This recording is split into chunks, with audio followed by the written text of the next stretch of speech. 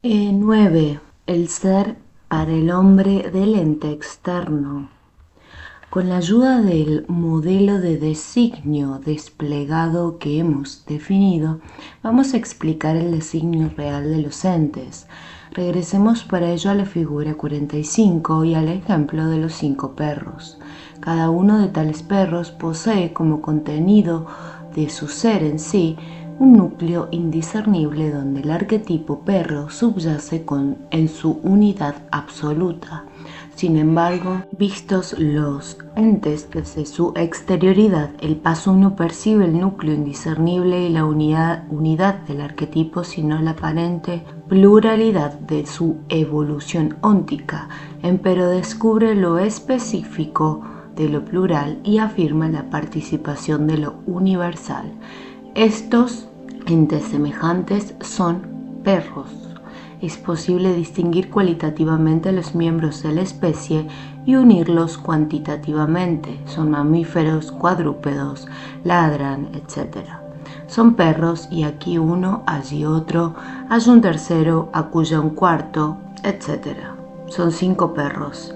En la figura 45 comprobamos que los 5 perros se hallan en distinto nivel evolutivo. 3 tienen segundo grado, otro ha progresado hasta el cuarto grado y el último, de más valor que los demás, se encuentra próximo a concretar la entelequia en el 10º grado del progreso evolutivo. Pero cualquiera sea el caso, idéntico progreso como los de segundo grado o distinta evolución como los de segundo y cuarto grado entre sí, siempre es posible distinguirlos como entes individuales. Aquí uno, allí otro, etc. Si todos son uno en el núcleo indiscernible, ¿cuál es el principio que hace posible su pluralidad, que nos permite señalar aquí uno, allí otro, etc.?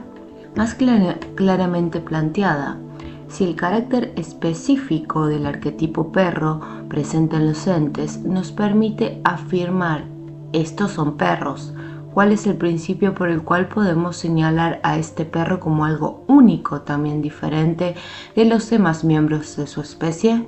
Hay 5 perros y señalamos a uno de ellos, este perro. ¿Por qué este perro y no el otro? El arquetipo perro hace que este ente sea un perro. ¿Qué hace que este perro sea este y no otro? Respuesta: el principio de individuación. Los 5 perros son entes individuales, ver figura 45, porque además del arquetipo perro en cada uno de ellos, actúa el principio de individuación.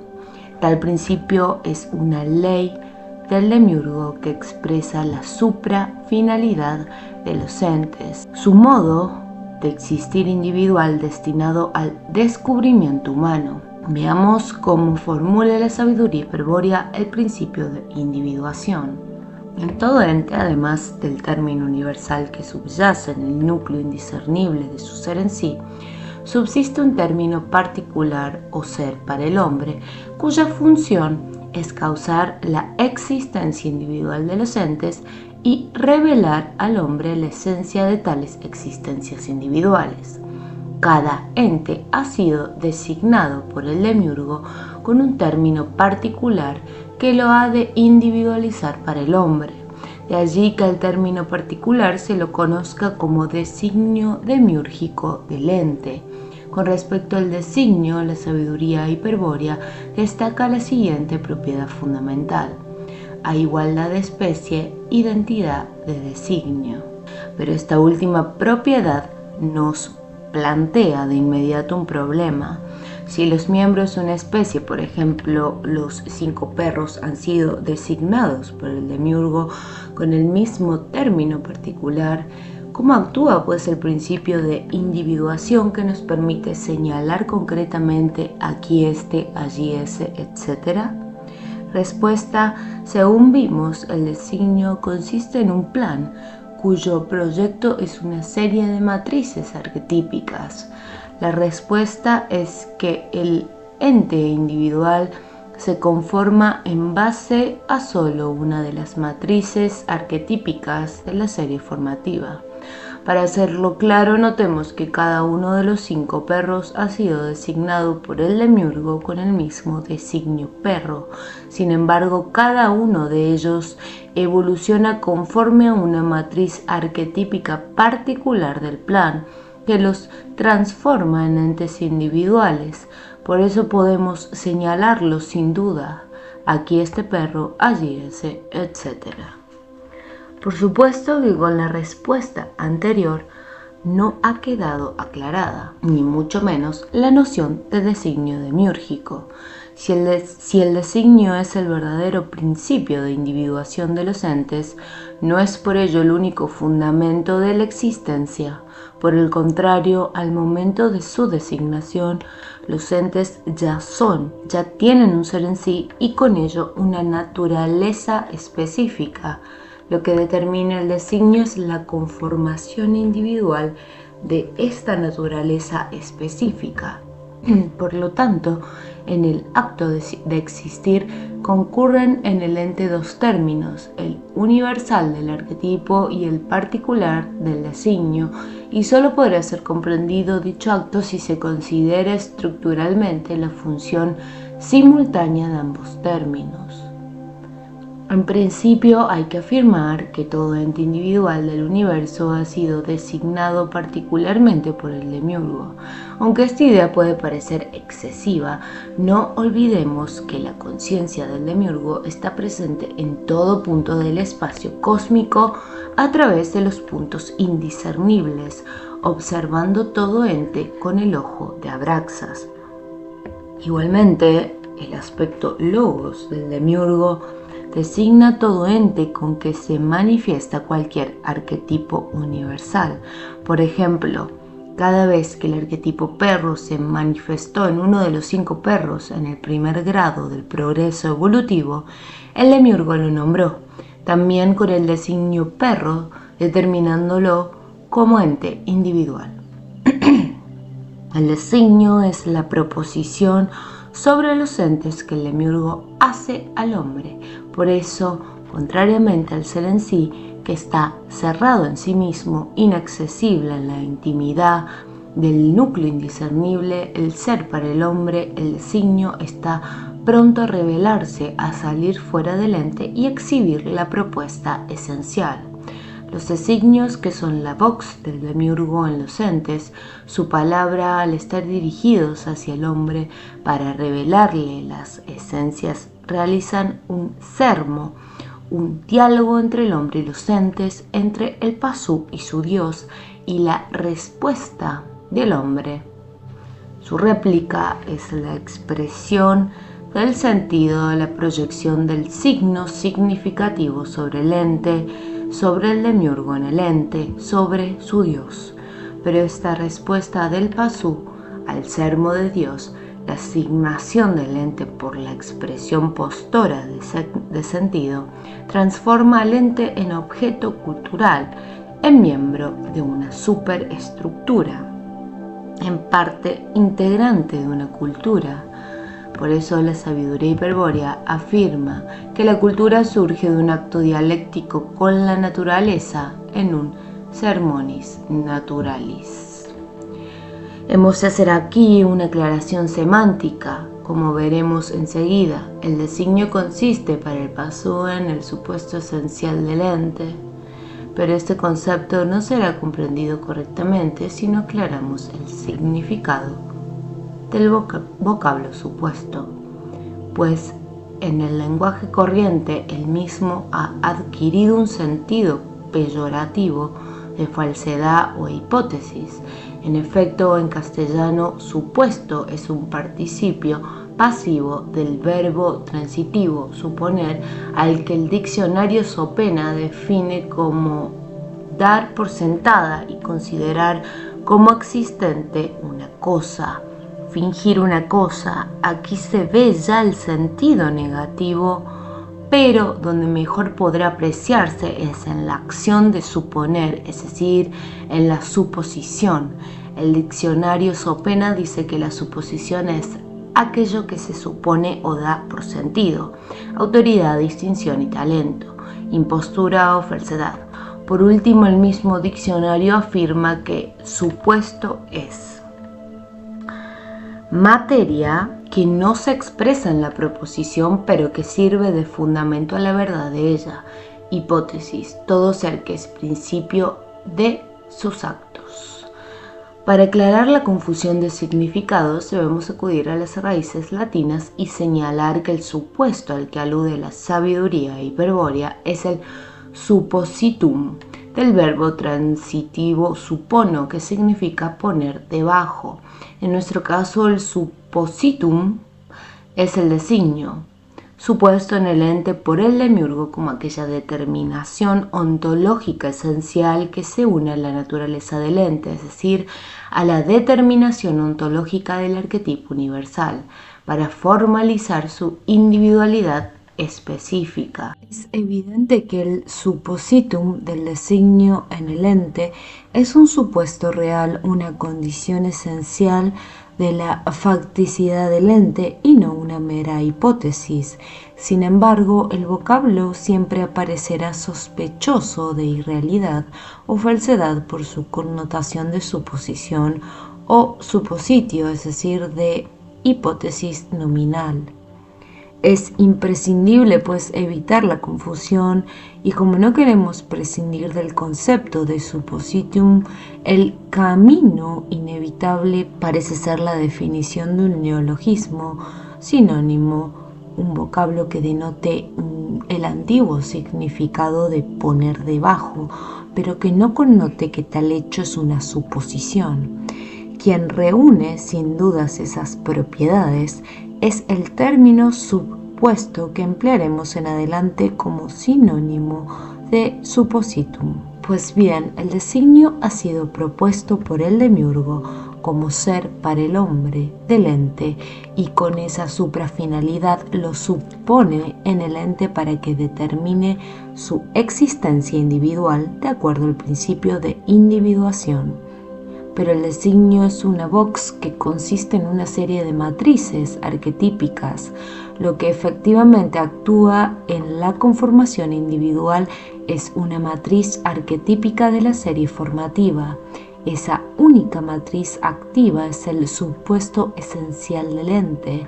Las restantes matrices se denominan virtuales y son quienes determinan las formas accidentales del ente, es decir, las propiedades no esenciales que podrían obtener o perder durante su existencia.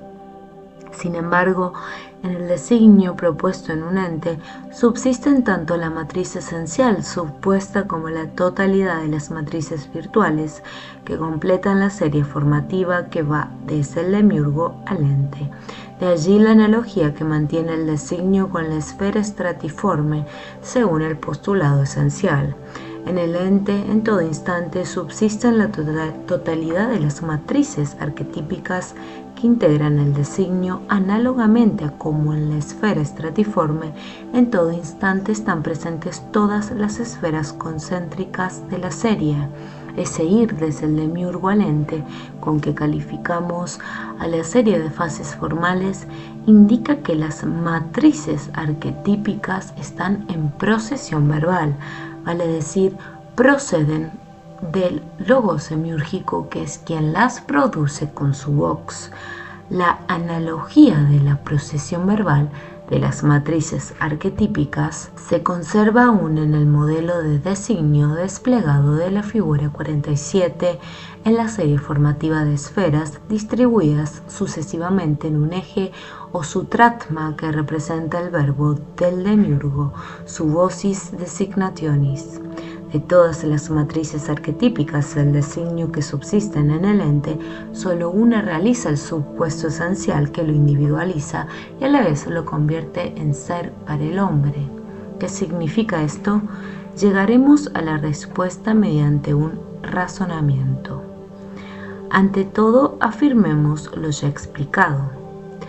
Para que un ente individual exista como tal deben concurrir dos términos, uno universal, otro particular, es el ser para el hombre como se manifiesta el designio, la matriz esencial del designio.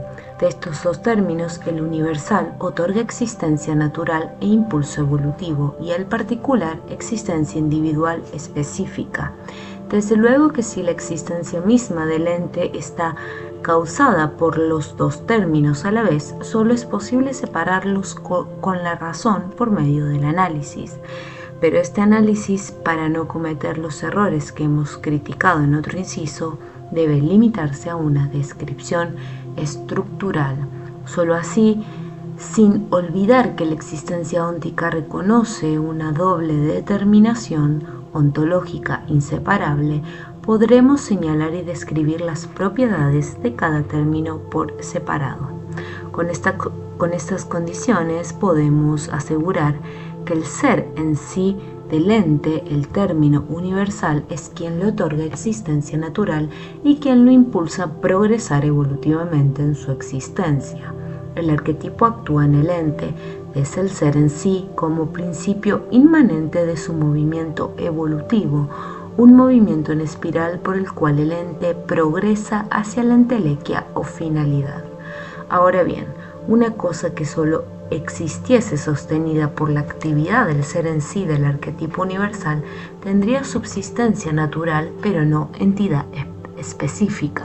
Por ejemplo, la actividad evolutiva del arquetipo perro de la figura 45, en lo que únicamente a él respecta, solo conseguiría manifestarse en sustancias de inequívoca naturaleza canina, pero carentes de entidad específica. No podríamos señalar entonces aquí este perro, allí ese otro, etc. Para que los entes emerjan individualmente de lo natural, es necesario suponer una esencia específica, y esa es la función de la matriz arquetípica esencial del designio. Es así que las 5 manifestaciones substanciales del arquetipo perro, todas de idéntica naturaleza, se transforman en entes individuales, en perros, individuo y especie, por estar subpuesta la matriz esencial del designio perro, distinta en cada ente. Ciertamente la esencia determinada por la matriz esencial es la esencia real, la esencia que caracteriza al ente individual, y no la esencia específica o quididad, es decir, la esencia contenida en la definición proposicional.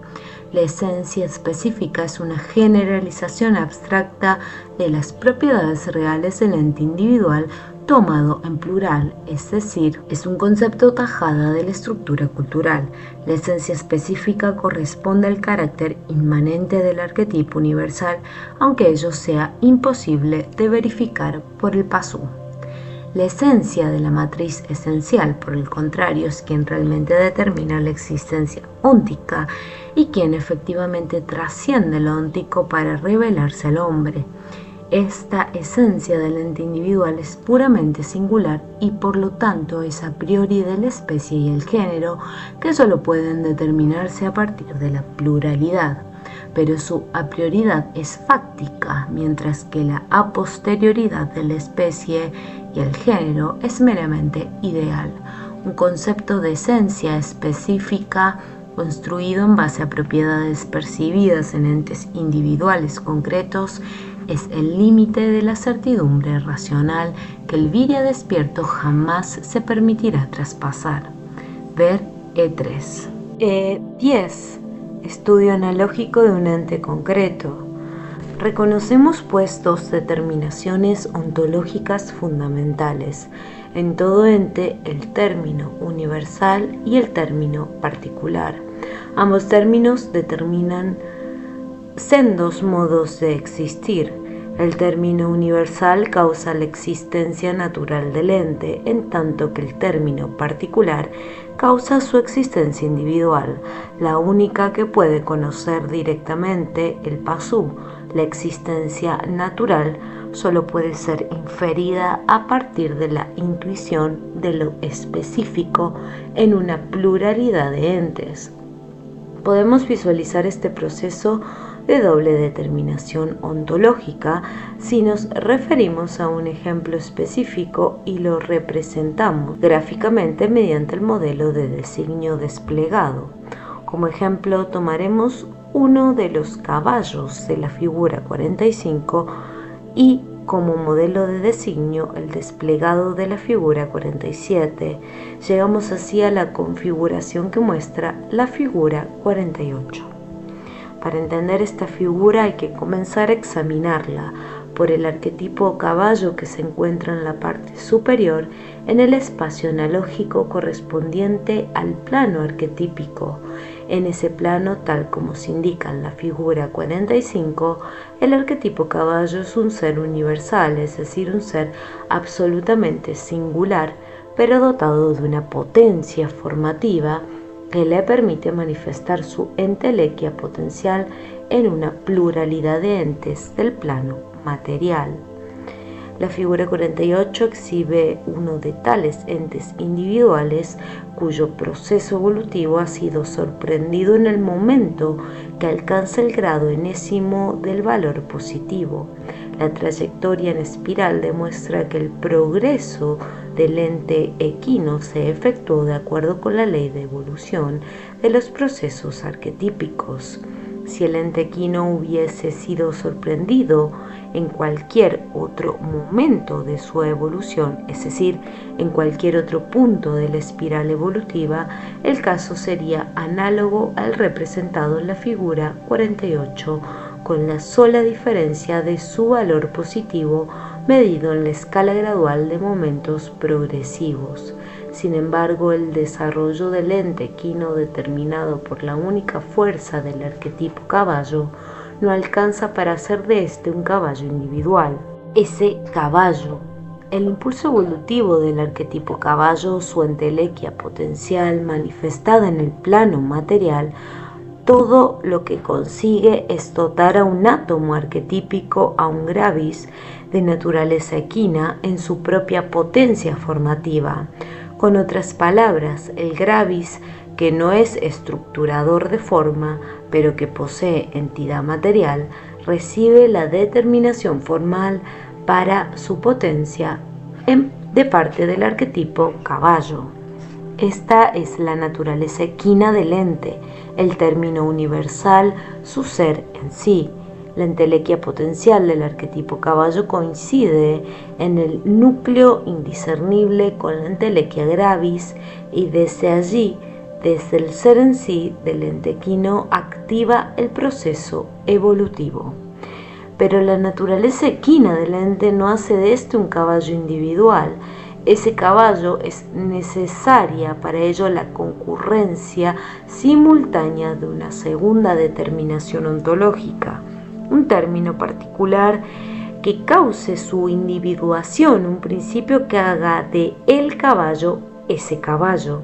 Semejante principio no puede ser otra cosa más que un plan activo, vale decir, un plan capaz de convertir al ente equino en caballo individual por el solo hecho de su subsistencia, y esto es el designio caballo. Un plan activo porque es un plan vivo, un programa animado por el logos, por el verbo del demiurgo, perfectamente eficaz para formular la individualidad del ente equino. Un plan que conforma a todo plan, que determina la existencia de ese caballo individual en relación lógica con todo otro caballo y con todo otro ente. Un plan que a la vez que determina la existencia individual del caballo constituye un proyecto de su destino. El designio, en resumen, consiste en un plan activo, viviente, capaz y eficaz para causar la individualidad del ente y programar su destino. En la figura 48, mediante el modelo del designio desplegado, podemos observar una representación analógica del efecto que el designio caballo causa en el ente equino. Sobre el eje LD, que expresa una dirección o intención del logos demiúrgico, se ha representado con esferas de diferente diámetro consecutivo el despliegue analógico del designio caballo. Cada esfera corresponde a una matriz arquetípica de la serie formativa, es decir, del plan activo. de acuerdo con el modelo expuesto en la figura 47. Lo primero que se advierte en la figura 48 es que el ente equino que venía evolucionando en el plano material según una trayectoria espiriforme consiste también en una de las matrices arquetípicas del designio caballo desplegado. Ello no es más que la expresión gráfica de la doble determinación ontológica del ente equino. La esfera señalada como caballo óntico, es decir, el caballo real individual de ese caballo, es a la vez una de las matrices arquetípicas del designio, la matriz esencial y un ente equino que evoluciona progresando hacia la entelequia con movimiento espiriforme. Pero la forma del caballo óntico está determinada exclusivamente por la matriz esencial del designio, tal como muestra la figura, que por eso se denomina término particular o ser para el hombre. El término universal, el ser en sí del ente equino, es decir, la entelequia potencial del arquetipo caballo, subyacente en el núcleo indiscernible, no puede ser representada bajo ninguna forma. Su presencia en el caballo óntico solo ha de ser inferida por la espiral de la ley de evolución, lo que corresponde estrictamente con los hechos reales, puesto que tal espiral representa al proceso evolutivo del arquetipo caballo, es decir, al nexo que une en todo momento el arquetipo caballo con su entelequia potencial o ser en sí del ente equino. La comprensión de la figura 48 será más completa si notamos que el caballo óntico existe en un espacio analógico macrocósmico formado por los ejes LD, ES y TT, semejante al que se definió en la figura 46. Es conveniente asimismo examinar este espacio analógico en relación con la figura 39. Con respecto a la trayectoria espiriforme que desarrolla el ente equino en el plano material, cabe advertir que la misma ocurre en el sentido del tiempo trascendente TT, lo que confirma el valor positivo del progreso temporal. El arquetipo caballo se actualiza constantemente a medida que el ente equino evoluciona. La ley de evolución consiste en un movimiento en espiral con el que el proceso va conformando el ente hasta ajustarlo a la entelequia potencial, y en ese devenir que acontece en el tiempo trascendente, el ente equino va progresando, va ganando en valor, tal como se comprueba en la escala de momentos progresivos, graduada a la izquierda de la figura. La noción de designio demiúrgico quedará bastante clara ahora si profundizamos la descripción analógica de la figura 48. Consideremos en primer lugar las matrices arquetípicas que integran la serie formativa del designio caballo. Solo una de ellas, la matriz esencial, determina la forma individual del caballo óntico, transforma al ente equino universal en ese caballo particular. ¿Qué ocurre con las restantes matrices arquetípicas de la serie, es decir, con las matrices virtuales?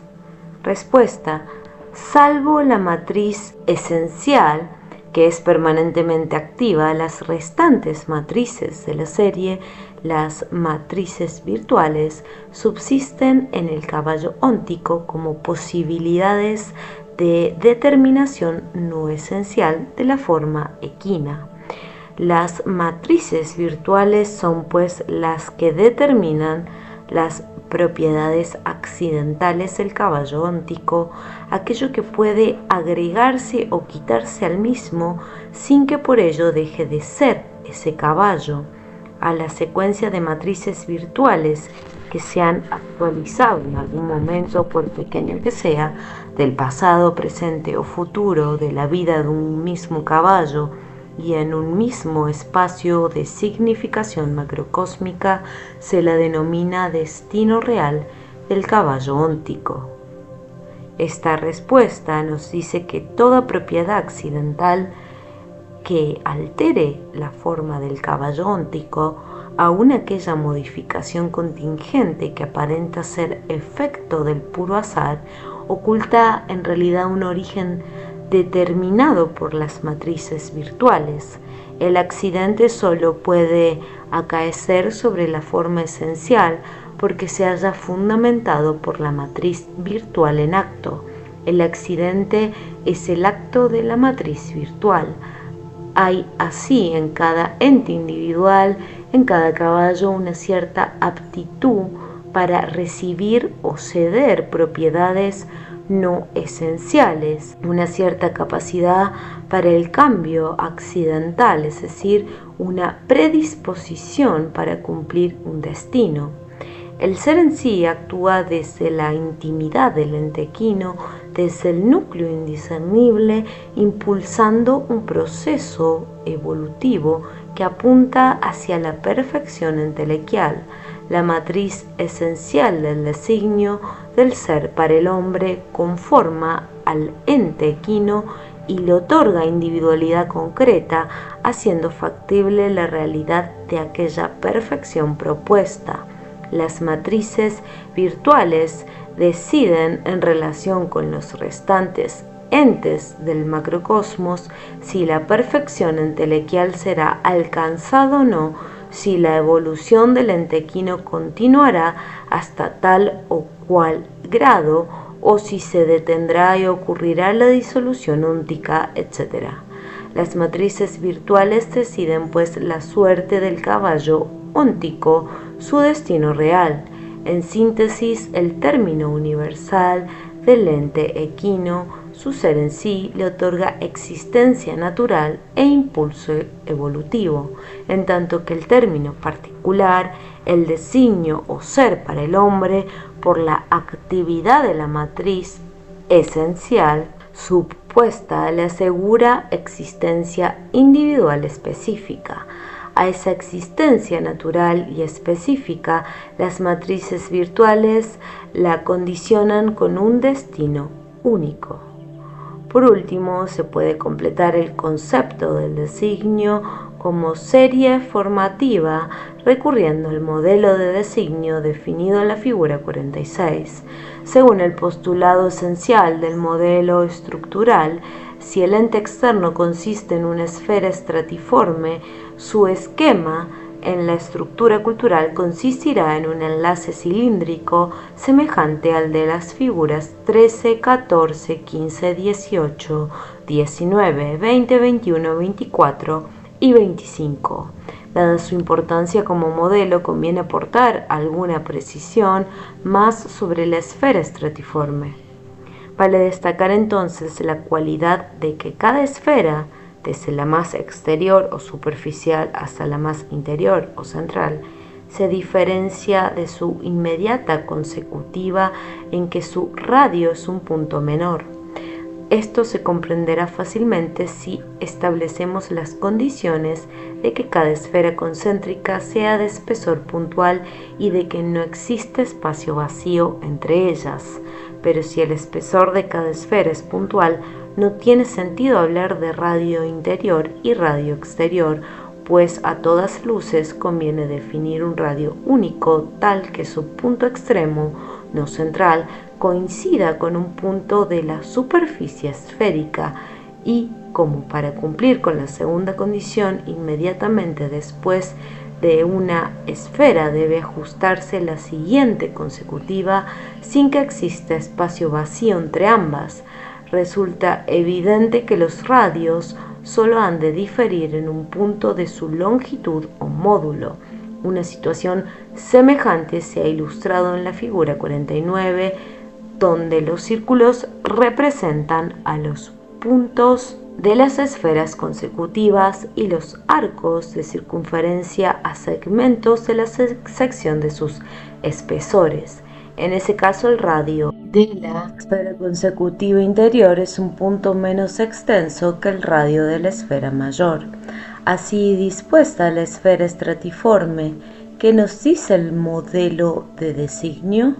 Respuesta: que si cada esfera consecutiva difiere únicamente en un punto radial de su inmediata, anterior o posterior, y si cada una de ellas corresponde analógicamente con una matriz arquetípica del designio real, entonces las matrices arquetípicas de la serie formativa han de diferir consecutivamente entre sí en solo una cualidad, nota, rasgo, carácter, propiedad, etc. Con otras palabras, por ejemplo, una matriz difiere de la siguiente en una cualidad y ésta a su vez difiere de la siguiente en otra cualidad distinta, y esta matriz luego difiere de las que siguen otra cualidad distinta de una de las dos anteriores, y así sucesivamente hasta completar la serie formativa con matrices arquetípicas referidas a la determinación de un mismo ente. Se comprende pues la enorme cantidad de matrices arquetípicas que han de estar contenidas en el designio de un ente, si las mismas han de contemplar un alto número de cualidades y sus combinaciones formales y estructurales. Se puede aplicar esta conclusión al ejemplo de la figura 48, es decir, al designio caballo, si renunciamos previamente al empleo del modelo de designio desplegado y consideramos, como realmente ocurre, que en el ente equino, en su ser para el hombre, subsisten la totalidad de las matrices arquetípicas de la serie formativa. Siendo así, podemos afirmar que toda matriz caballo de la serie formativa del designio caballo difiere de cualquier otra matriz consecutiva en solo una cualidad. Cuando actúa al principio de individuación, una matriz arquetípica particular, única para ese caballo, conforma al ente equino, da término individual a su naturaleza y se activa como matriz esencial del caballo real. Es fácil inferir de aquí que las matrices consecutivas más cercanas, matrices virtuales del caballo, solo han de diferir muy levemente de la matriz esencial activa, en una cualidad o nota cada una. Una diferencia apreciable recién podría advertirse luego de tomar distancia formal con la matriz esencial, es decir, luego de situarse en un punto distante de la serie formativa y de efectuar una comparación de la homología estructural con la matriz virtual allí observada. Finalmente, no hay que olvidar que tales diferencias cualitativas entre las matrices arquetípicas son las que determinan los accidentes y el destino del ente. E11. Nociología del designio o ser para el hombre. El designio demiúrgico es el ser para el hombre del ente, el término que hace que el ente sea un individuo para el hombre, una cosa única que emerge de lo natural y se revela a la intuición sensible y a la razón. La matriz esencial supuesta y la eventual actividad de las matrices virtuales terminan para el hombre las perfecciones en potencia del ser en sí del ente, perfecciones que subsisten en el núcleo indiscernible como la naturaleza universal del ente determinada por la entelequia potencial. De aquí que convenga advertir una importante distinción entre ambos términos, el universal o ser en sí y el particular o ser para el hombre. El ser en sí o entelequia potencial, en efecto, es la finalidad de la evolución del ente y por lo tanto un término potencial, un término universal, pero propio del futuro actual, el ser en sí. El rigor de la sabiduría hiperbórea es un término universal potencial. El ser para el hombre, el designio demiúrgico del ente, por el contrario, es la suprafinalidad propuesta para el hombre, ese microcosmos donde se reflejará la esencia del ente y desde donde retornará el sentido al ente. Operación, acto de amor con el cual el microcosmos, el pasú, cumple con su finalidad ético-psicológica y proporciona placer al demiurgo. El designio demiúrgico no solo individualiza al ente, sino que está dispuesto a revelar esta individualidad al hombre en todo momento, es decir, en cada momento del proceso evolutivo. El designio está ligado así al acto individual del ente y por eso es un término actual, un término particular, pero propio del presente actual. El ser para el hombre en rigor de la sabiduría hiperbórea es un término particular actual. Cuando la intuición sensible de un ente externo pone a este en contacto con la razón y la primera operación elimina el arquetipo universal, queda descubierto el designio más acá de la esfera sensorial, queda expuesto su plan a la interpretación de la segunda operación racional. La razón construye entonces un esquema sémico del designio demiúrgico y lo integra como relación entre principios, como enlace entre nudos de la estructura cultural. El esquema contenido en la relación constituye la verdad del ente porque es la interpretación racional, un reflejo interno de la esencia verdaderamente conocida del ente. Para el sujeto cultural o para el sujeto consciente, la aprehensión en cualquier momento del esquema del ente o revelación equivale a la efectiva aprehensión del ente. Sin embargo, la inteligencia del pasú o del virya perdido solo alcanza para notar el esquema en el contexto de unos pocos planos de significación habitual. De semejante notación surgen los conceptos tajada, que son símbolos incompletos del ente, descripciones lingüísticas del esquema. Empero de todos los lenguajes posibles hay uno que es normalmente horizontal y corresponde a un idioma sociocultural, vale decir a un lenguaje que es habitualmente empleado para expresar y comunicar el significado de los conceptos a los restantes miembros de la sociedad cultural. El concepto del ente expresado en ese lenguaje normalmente horizontal propone como verdad del ente a la descripción analítica de la matriz esencial, pero esta definición requiere una explicación detallada. Ante todo, debemos reparar en que el designio siempre revela la totalidad de su plan y en que la razón siempre construye un esquema del designio que guarda correspondencia sémica con la totalidad de dicho plan. En la figura 46, donde se ha representado el postulado esencial del modelo estructural, puede verse que a cada esfera concéntrica del modelo de designio, es decir, a cada matriz arquetípica de la serie formativa en que consiste el plan, corresponde un plano axial del modelo de esquema o relación del enlace cilíndrico de la estructura cultural. La totalidad de planos axiales forman un haz en el interior del enlace cilíndrico, integrando su volumen, es decir, integrando su comprensión. A cada uno de tales planos axiales de naturaleza sémica lo hemos denominado en la primera parte concepto tajada de la verdad del ente, ver figuras 14, 15 y 16. Es evidente ahora que un concepto tajada solo contiene la descripción sémica de una matriz arquetípica.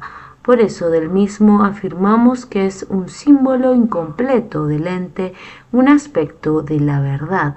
Solamente la aprehensión simultánea de todos los planos axiales, vale decir, si se experimenta la comprensión del esquema completo del ente, solamente esa vivencia brindaría al sujeto cultural y al sujeto consciente una noción cabal de la esencia óntica, una noción que corresponde racionalmente con el ser para el hombre revelado por el ente, una noción que contenga no solo el conocimiento de la actualidad del ente y aún su esencia permanente, sino también el proyecto de su destino real. Es indudable, pues, que la representación racional o consciente de un concepto tajada, por más profundo que éste haya sido vivenciado, solo será un símbolo incompleto, un símbolo cuyo significado propuesto describirá un aspecto del ente, por ejemplo, una forma, alguna función, una cualidad, una propiedad, un rasgo, etc. Pero esta última manera de vivenciar la verdad del ente de modo meramente conceptual es característica del pasú y del viria perdido, tal como se mostró en la primera parte. El sujeto cultural del pasú, por medio de la facultad traductiva, es capaz de explorar los distintos planos axiales del enlace cilíndrico y de notarlos uno por uno en el contexto significativo de un lenguaje habitual. Cada plano axial corresponde, según vimos, a una matriz arquetípica del designio, y el concepto tajada que produce su vivencia contiene asimismo una descripción lingüística, una codificación de la matriz arquetípica como aspecto de la verdad del ente. La facultad traductiva posibilita esa notación significativa y además la representación consciente de un símbolo emergente que replica lo significado para ello, para asegurar la dirección de la emergencia hacia la esfera de conciencia. El concepto será siempre notado en un plano de significación horizontal por causa de la potencia activa que subyace en los símbolos del esquema. Recordemos lo dicho en la primera parte al respecto. Consideremos el proceso del pensar racional. Un pensamiento ha iluminado un sistema y el relieve de un significado se perfila sobre el horizonte de la significación continua. Pero la facultad traductiva nota el significado perfilado sobre un determinado plano de significación. El contexto significativo que otorga significación al significado se nivela sobre dicho plano particular. Sabemos que la facultad traductiva es la capacidad para tornar inteligible la verdad del ente en una pluralidad de planos de significación oblicuos. Sin embargo, cualquiera que sea la inclinación del plano de significación, el pensamiento siempre es vivenciado con referencia a un plano horizontal. Esto ocurre así porque la facultad traductiva es una función de las potencias activas de las relaciones.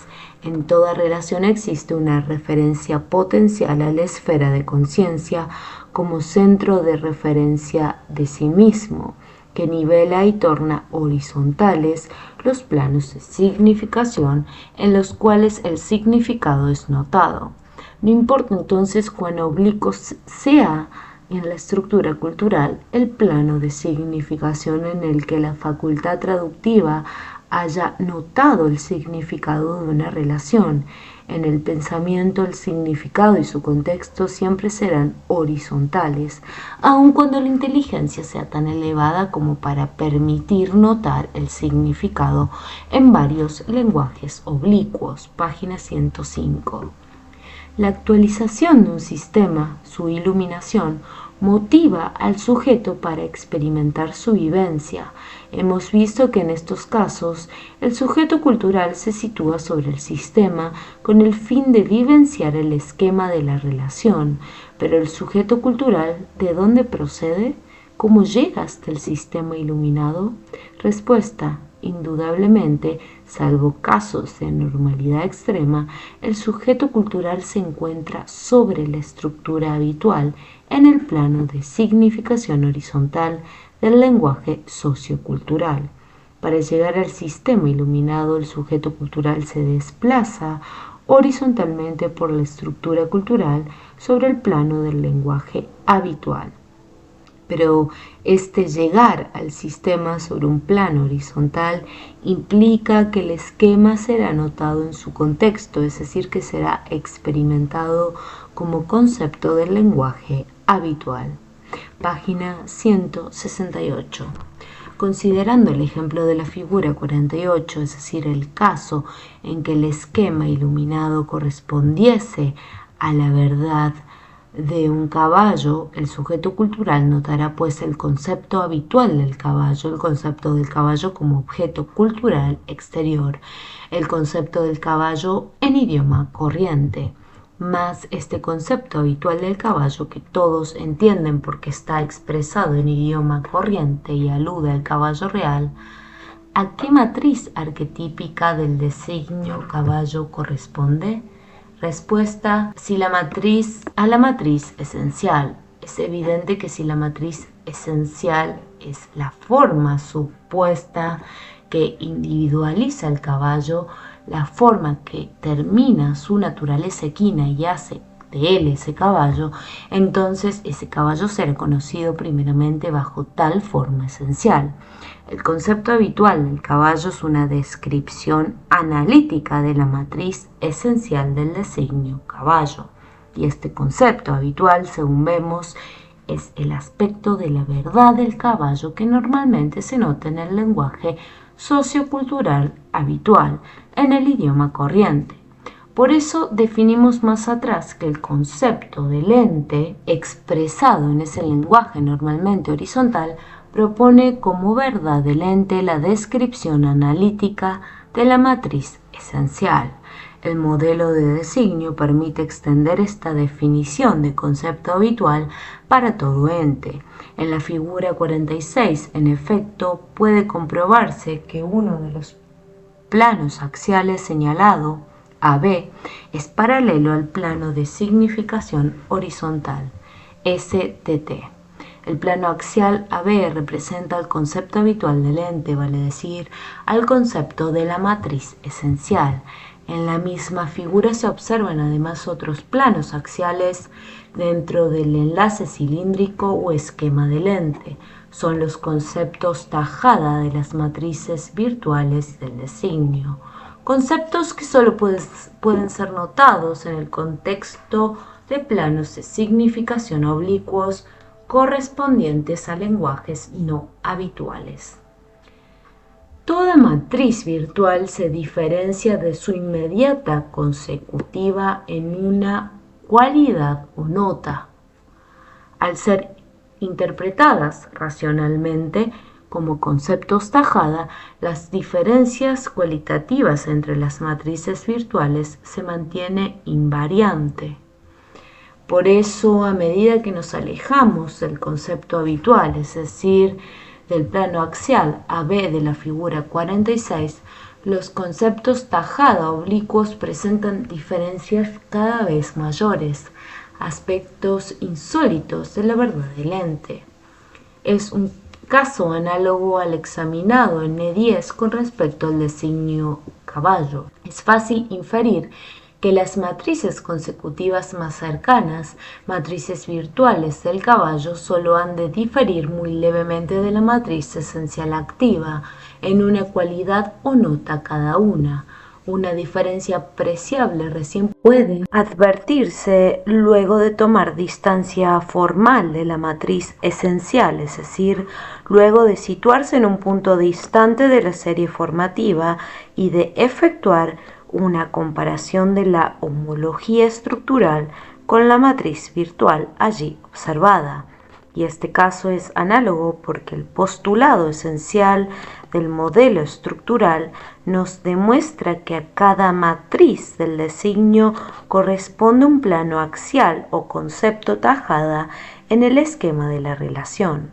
En el esquema del caballo, por ejemplo, podemos imaginar que los conceptos tajada más cercanos al concepto habitual apenas difieren de este en alguna cualidad.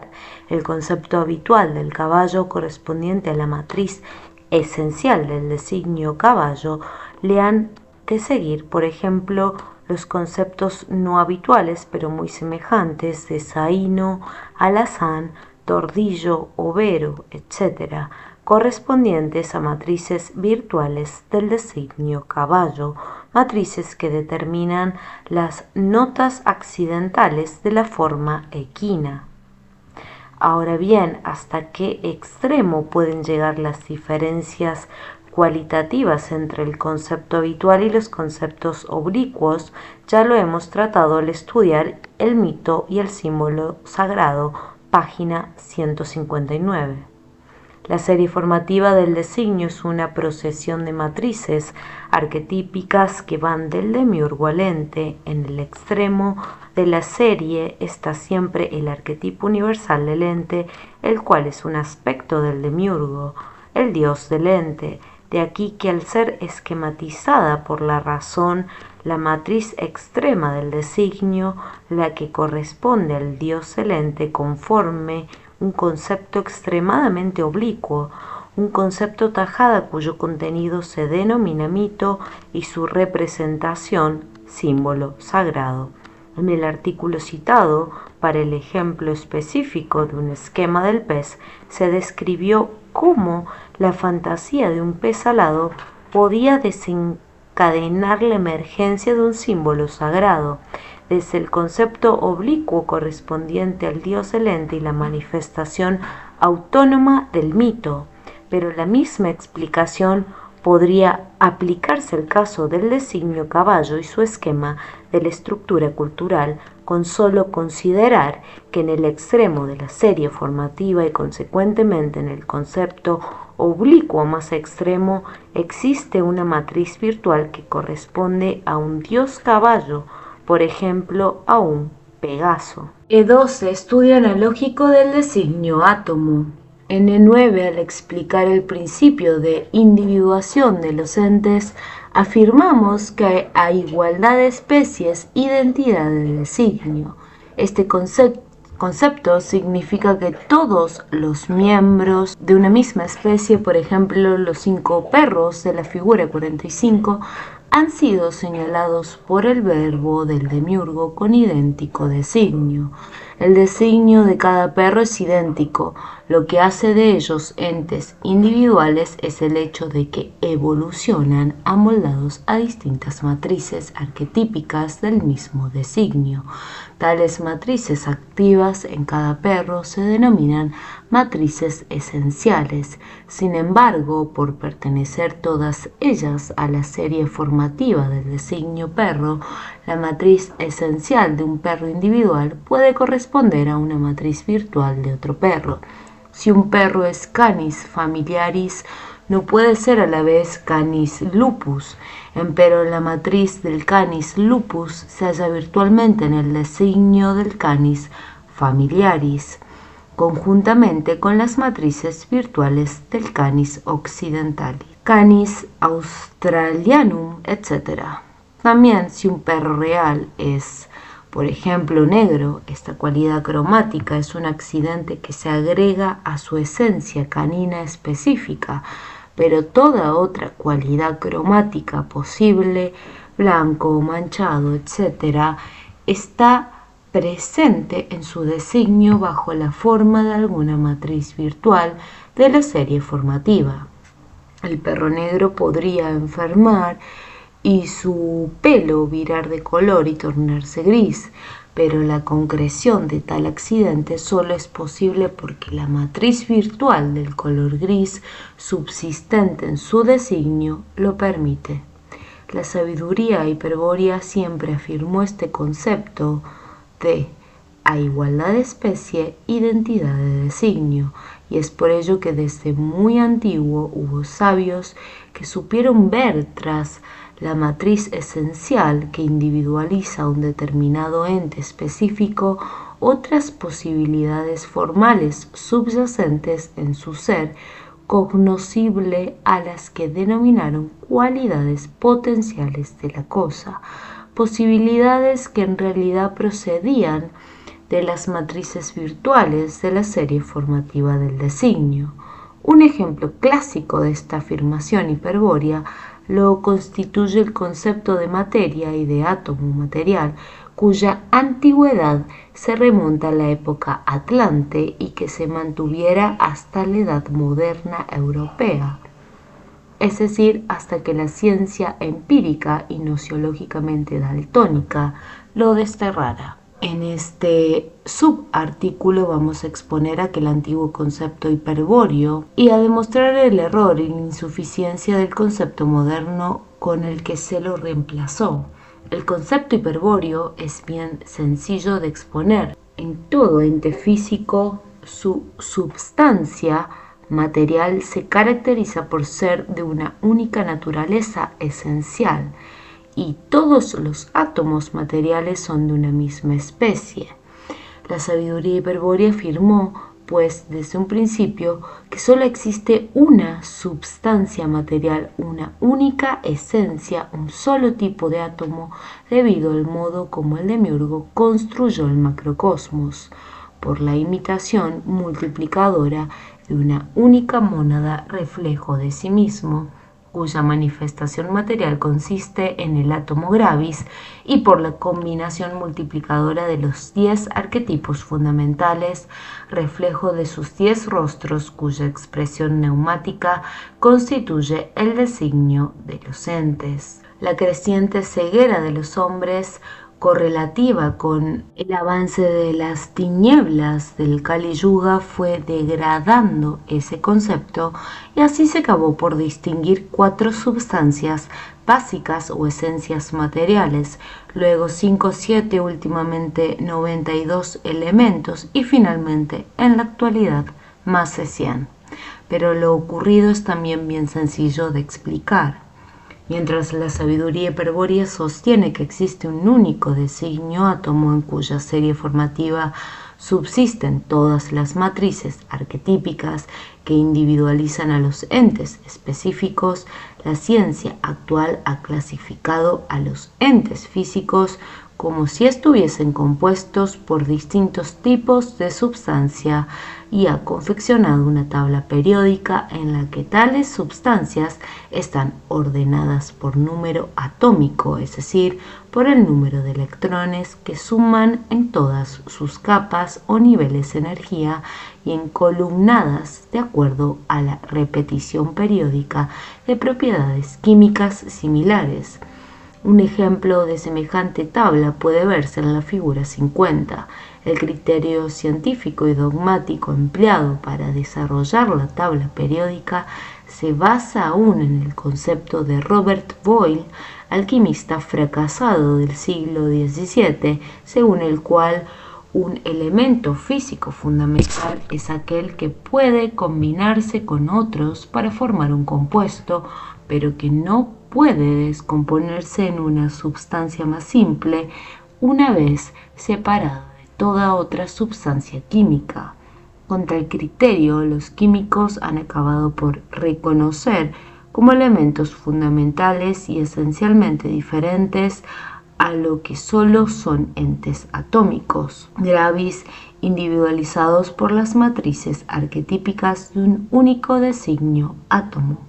La tabla periódica no es, pues, más que un modelo de designio desplegado, es decir, un modelo realizado inconscientemente por la ciencia en el cual se despliegan erróneamente las matrices arquetípicas del designio átomo.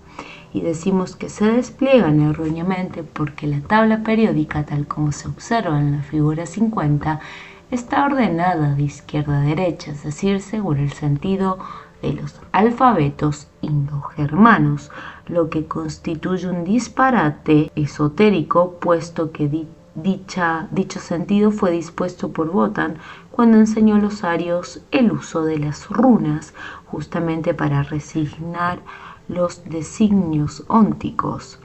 Las voces de todo designio, las matrices arquetípicas, por el contrario, tienen el sentido real de derecha a izquierda como el alfabeto hebreo, y así debería ordenarse la tabla periódica si al menos se desea que en algo coincida con la realidad de los entes atómicos.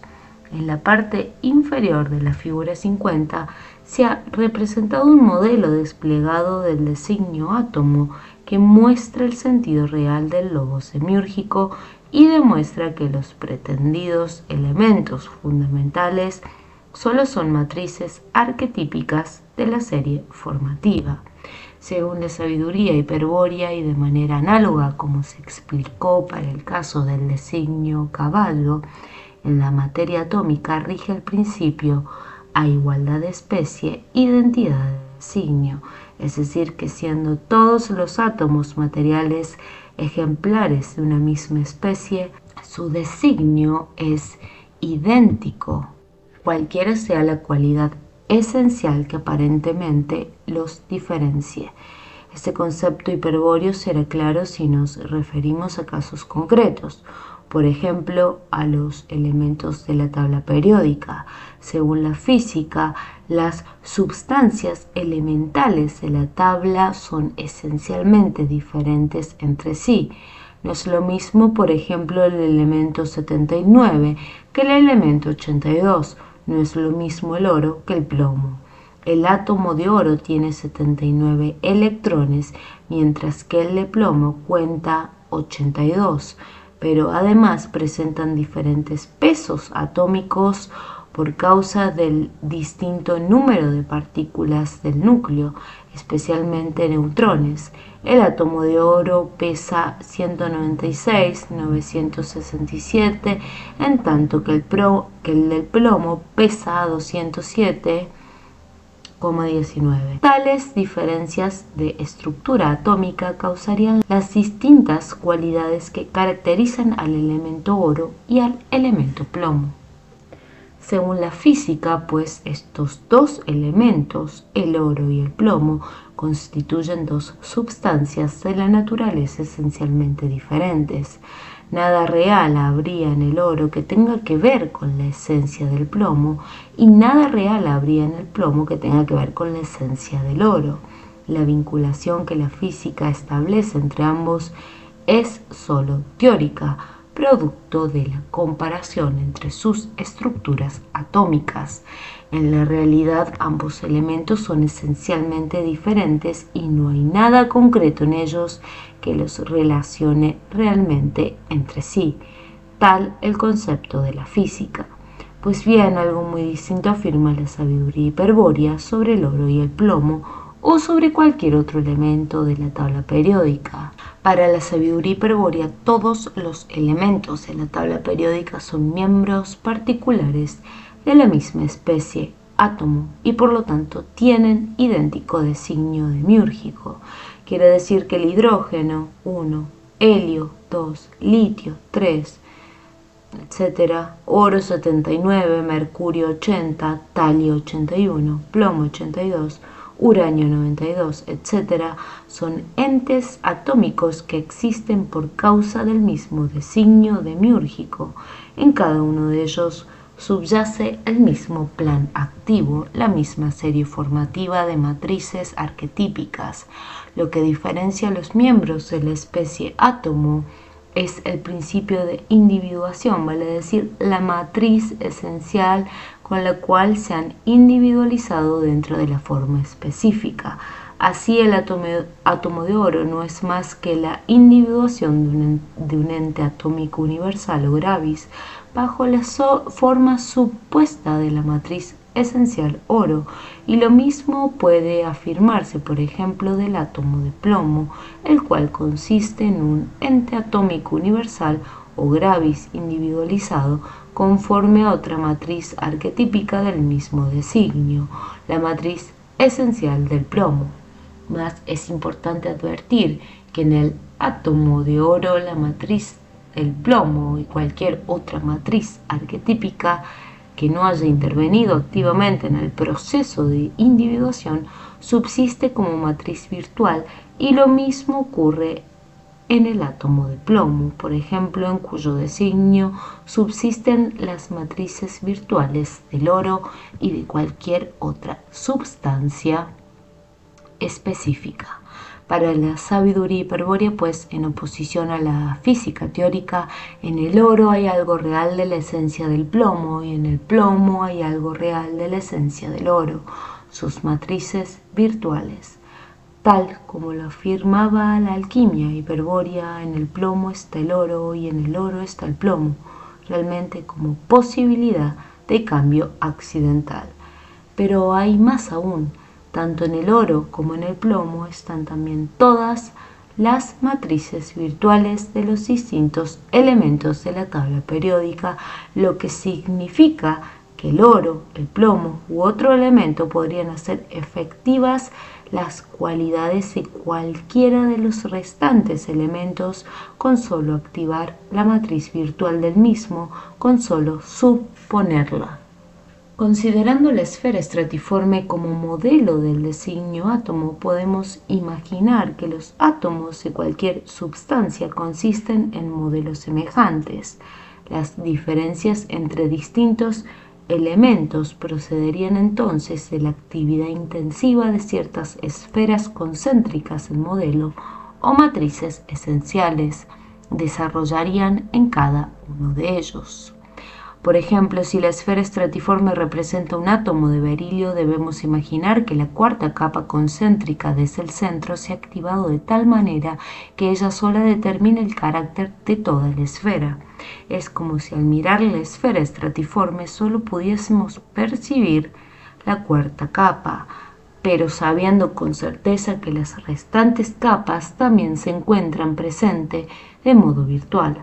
Con este ejemplo se comprende que la actualidad de la cuarta capa o matriz esencial es análoga a la individuación de un átomo de berilio, un ente atómico universal designado con un plan que contiene las matrices arquetípicas de todos los átomos específicos posibles. Se individualiza como átomo de berilio por la actividad conformadora de la cuarta matriz arquetípica de la serie formativa, la cual cumple entonces la función de matriz esencial del átomo de berilio.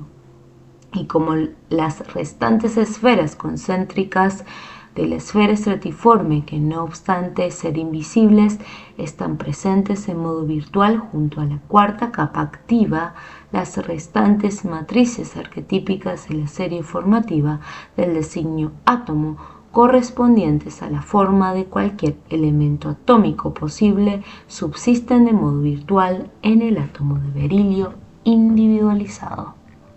Utilizando una disposición esquemática semejante a la figura 48 en la que se describió el proceso de individuación de un caballo real, es posible demostrar gráficamente el concepto recientemente expuesto sobre el designio átomo.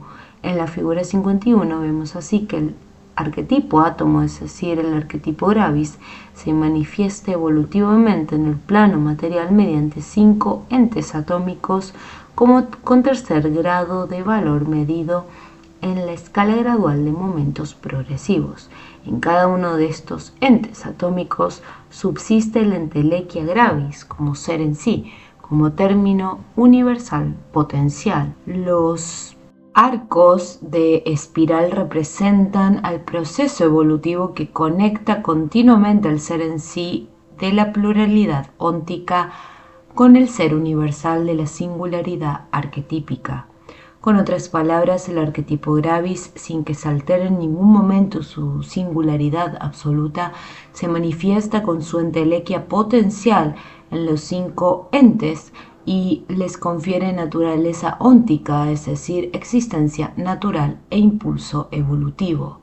A estos 5 entes atómicos, el verbo del demiurgo los designa con el mismo designio átomo, tal como se muestra en la figura 51.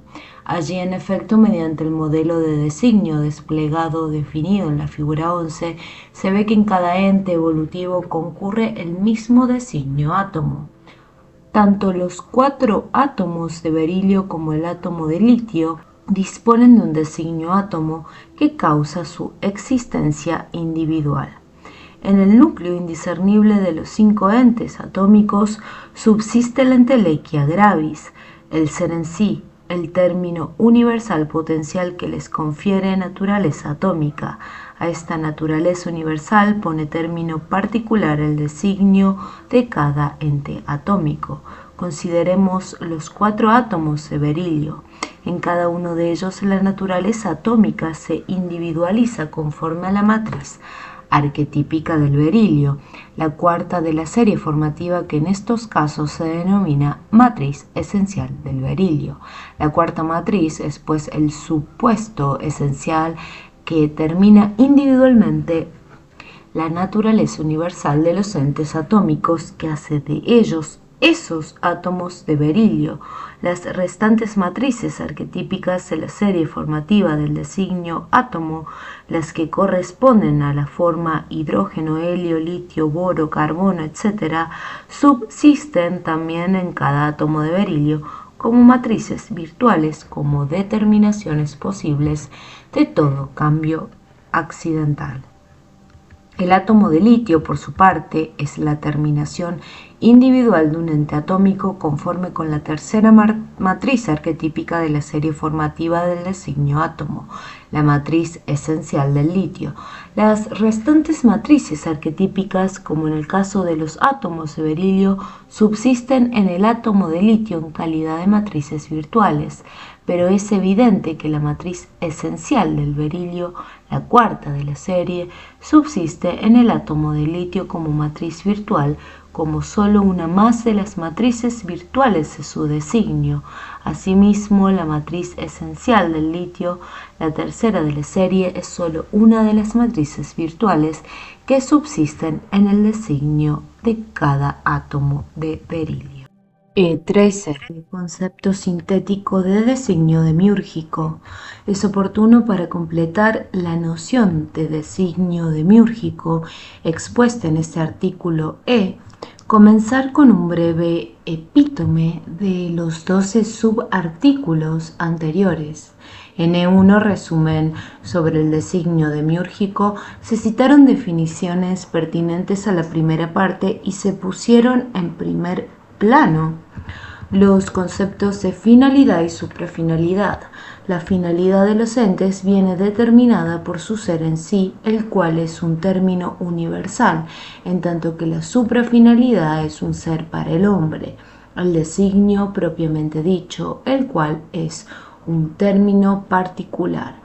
Estos conceptos podrían denotar un significado completamente erróneo, impropio de la sabiduría hiperbórea, si no se aclarara exactamente qué debe entenderse por lo universal y lo particular en los términos. Tal aclaración se realiza detalladamente en los siguientes subartículos. Desde E2 hasta E7 inclusive se define el término universal, la finalidad del ente, y desde E8 hasta E12 inclusive se precisa el concepto de término particular, la suprafinalidad del ente.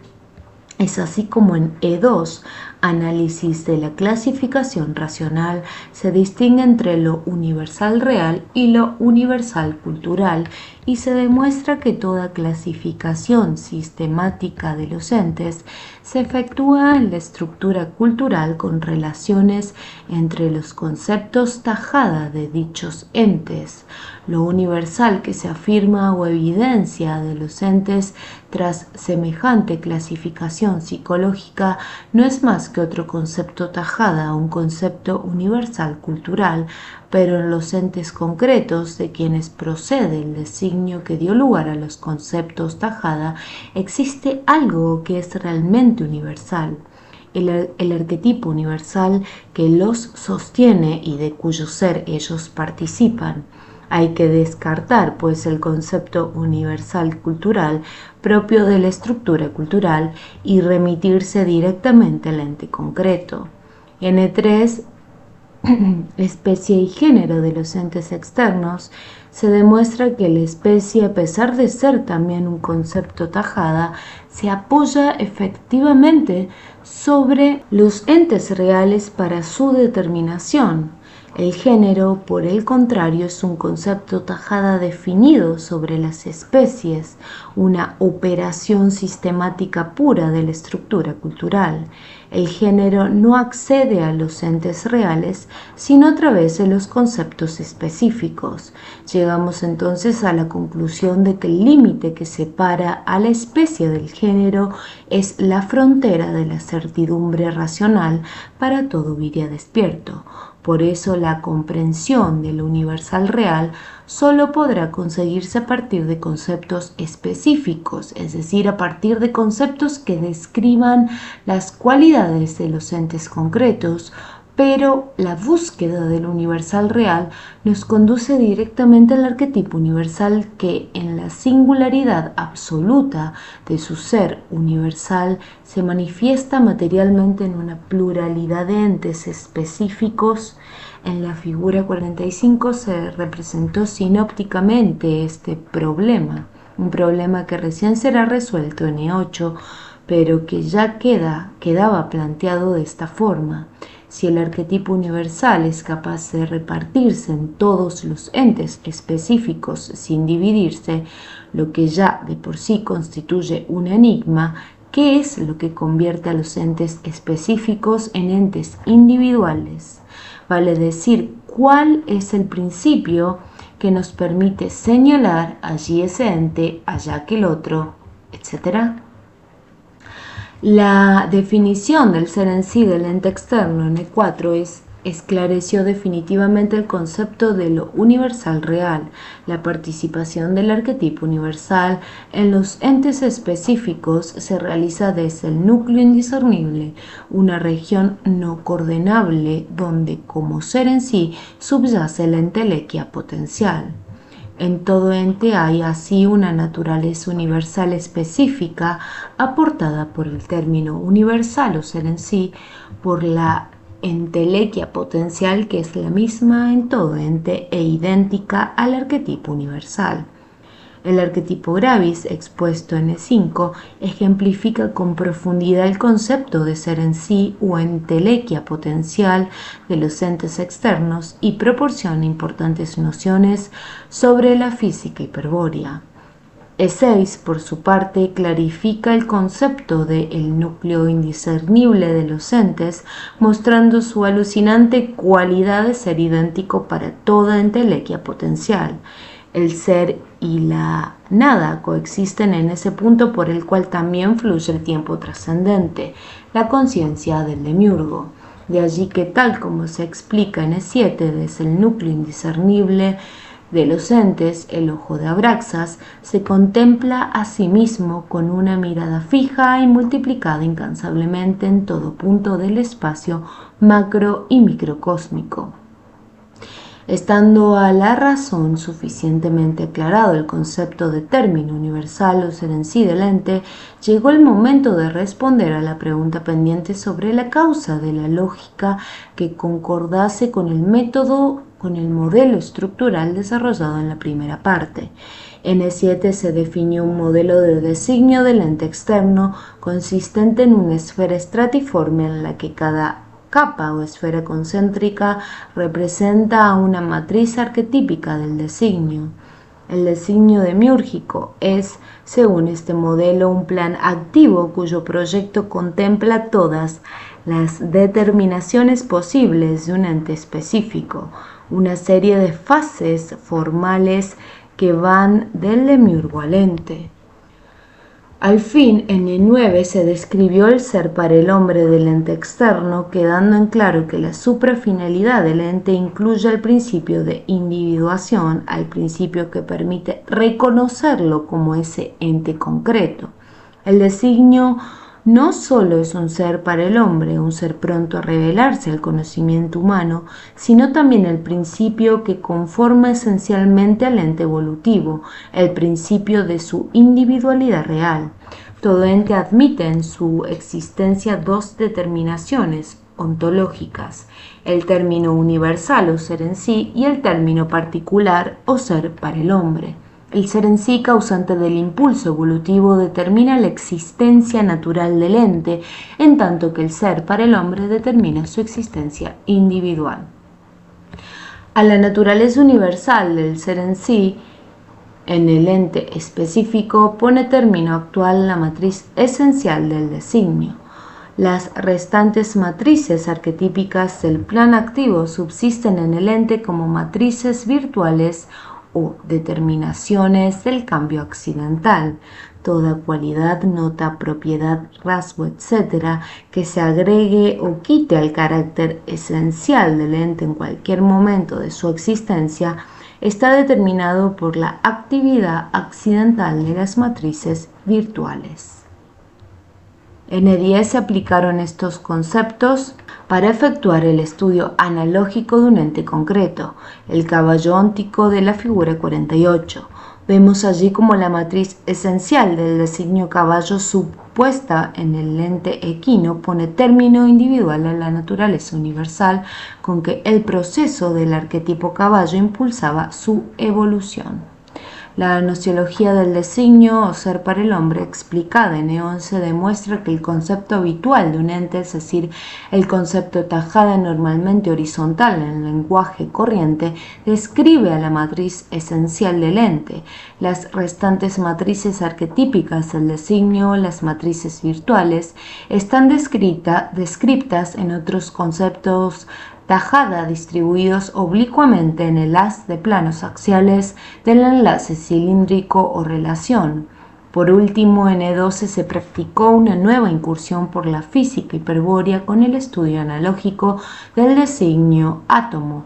Comprobamos aquí que la materia consiste de una única especie de entes cuyos miembros son átomos arquetípicos individualizados según las distintas formas accidentales de la serie formativa del designio átomo. La tabla periódica de las substancias elementales de la física no es más que una muestra incompleta del designio átomo desplegado. Los átomos de los diferentes elementos de la tabla solo son entes individualizados según las distintas matrices arquetípicas de la serie formativa del designio. Todos los átomos que existen, cualquiera sea su cualidad, están señalados por el verbo del demiurgo con la misma vox, con el mismo designio átomo, solo varía en cada uno la actividad de la matriz esencial. El concepto sintético de designio demiúrgico obtenido como conclusión al cabo de este epítome es el siguiente. El designio es el ser para el hombre del ente, una vox, una palabra propuesta por el verbo del demiurgo para dar existencia individual al ente y para que el ente revele esta existencia al hombre. El designio es el término de la naturaleza universal del ente que causa su existencia individual conforme a la matriz esencial de la serie formativa. El designio es un plan activo consistente en una serie de fases formales o matrices arquetípicas, una de las cuales es la matriz esencial que causa la existencia individual del ente, y las restantes son las matrices virtuales que determinan sus cualidades accidentales. El plan activo se denomina también destino real del ente. El designio es una producción del logos del demiurgo y las matrices arquetípicas que integran la serie formativa del plan activo desarrollan una procesión que va del demiurgo al ente. El designio está propuesto en el ente por el demiurgo y la matriz esencial está supuesta en el ente por el designio. El designio, la totalidad de sus matrices arquetípicas, está construido por la combinación de solo 10 arquetipos y estos a su vez son solo aspectos de una única mónada, imagen perfecta del uno. Esta mónada manifestada en la materia con sus 10 aspectos se denomina Yod. Yod es la voz esencial con la cual se estructura una lengua sagrada, es decir, una lengua propia de una raza sagrada del demiurgo. Yod es el santo monosílabo de Jehová Satanás que integra toda vox y todo sermo. Por eso todo designio está escrito en la lengua sagrada solo por Yodim, es decir, solo por una multiplicidad de voces Yod, que aquí la sabiduría hiperbórea, cuando Wotan enseñó a los arios la lengua de los pájaros como instrumento de reorientación estratégica, como cábala acústica y arma capaz de abrir el camino del retorno al origen, su primera lección fue mostrar cómo se resignaba el Yod óntico, es decir, el Yod subyacente en todo designio demiúrgico, y entonces Wotan dijo que el Yod se resigna por la expresión de la runa Odal, quedando así neutralizado su nefasto poder, y desde aquella primera lección del gran As, todo vire despierto o iniciado hiperbóreo dispone de la terrible posibilidad de resignar los designios de los entes, convirtiéndose en su amo y señor. La resignación de Yod por la expresión de la runa Odal es el secreto que estudian en la actualidad los caballeros Tirodal, secreto que permitirá a la cábala acústica hiperbórea superar a la cábala numeral hebrea al final del Kali Yuga.